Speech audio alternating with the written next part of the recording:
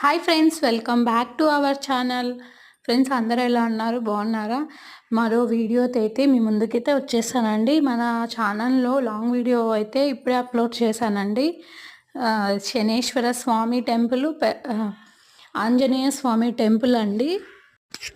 ఇక్కడ అయితే మనకి శనేశ్వర స్వామి టెంపుల్లో ఎటువంటి శని దోషాలున్నా ఇక్కడ శనేశ్వర స్వామికి తైలాభిషేకము జరిపిస్తే ఎటువంటి దోషాలు ఏ ఉన్నా అయితే వెళ్ళిపోతాయండి.